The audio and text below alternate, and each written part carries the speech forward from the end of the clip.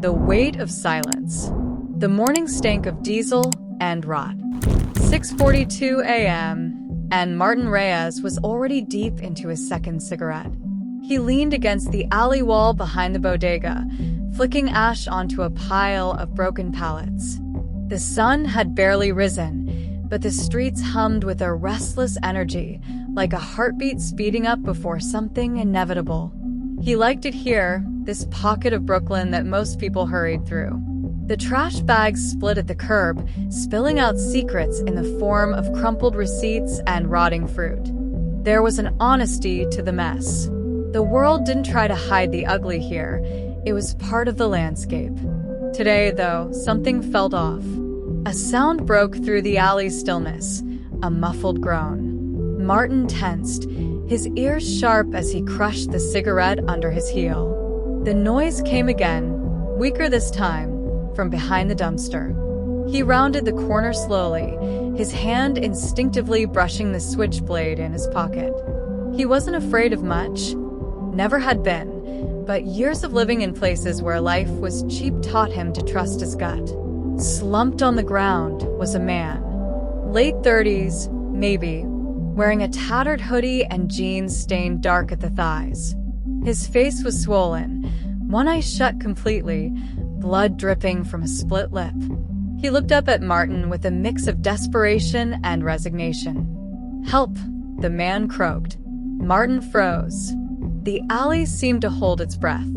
He'd been in situations like this before, seen guys get jumped, left for dead, and no one lifting a finger. Hell, he'd walked past a body on the train once, pretending it was just someone passed out drunk. Survival in the city was all about knowing when to get involved and when to look the other way. But something about this guy stopped him. Maybe it was the way his chest rose and fell, ragged and shallow, or the faint glint of a wedding band on his finger. Martin's hand tightened around the blade in his pocket. "Who did this to you?" he asked. The man flinched, his good eye darting down the alley. He tried to speak, but his voice gave out. Martin cursed under his breath. He looked back toward the street, where the faint sound of a siren echoed in the distance. He should call it in. Let the cops deal with it. But then he remembered the last time he called the cops, when his neighbor's kid got caught up in some gang nonsense and ended up in the hospital. They didn't care then. Why would they care now? "Come on," Martin said finally, crouching down. "Let's get you out of here."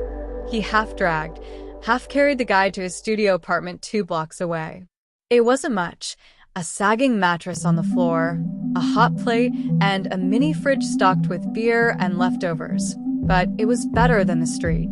The man, whose name he eventually learned was Victor, didn't say much at first. He was too busy coughing up blood and wincing every time he moved. Martin cleaned him up as best he could with a damp rag and some antiseptic wipes. "You got a story?" Martin asked after a while, lighting another cigarette. Victor hesitated, then nodded. "They wanted money," he said, his voice barely above a whisper. "But I didn't have any, so they took it out on me." "Who's they?" Victor's face darkened. "Some guys I used to know. Thought I could leave that life behind, you know? Start fresh. But it doesn't work like that." Martin didn't press for details. He knew better than to ask questions he didn't want the answers to. Over the next few days, Victor stayed in Martin's apartment, too weak to leave. Martin went about his routine, working shifts at the auto shop, picking up smokes from the corner store, but he couldn't shake the feeling that something was coming. And it did. One night, just after midnight, there was a knock at the door. 3 sharp raps that echoed through the tiny apartment like gunshots. Victor stiffened, his face pale. "Don't answer it," he whispered. Martin ignored him. He wasn't the type to cower in his own home. He opened the door to find 2 men standing there, both big, both mean-looking, and both definitely packing. "Where's Victor?" one of them growled. Martin leaned against the doorframe, blocking their view inside. "No idea who you're talking about." The man stepped closer, his hand resting on the butt of a pistol tucked into his waistband. "We're not here to play games, old man."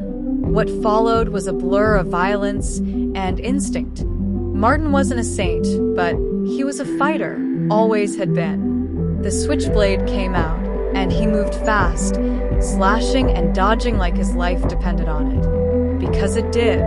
When it was over, one man lay bleeding on the floor, and the other had run off into the night. Martin stood there, panting, his hands slick with blood. Victor emerged from the bathroom, his eyes wide. You didn't have to do that," he stammered. Martin shot him a look. "Yeah, I did." In the days that followed, Martin and Victor parted ways. No grand gestures, no heartfelt goodbyes, just a nod and a muttered, "Take care." But the encounter stuck with Martin. He didn't know if what he'd done made him a hero or a fool. All he knew was that, for once, he'd chosen to step in rather than look away. And in a city like this, that was no small thing.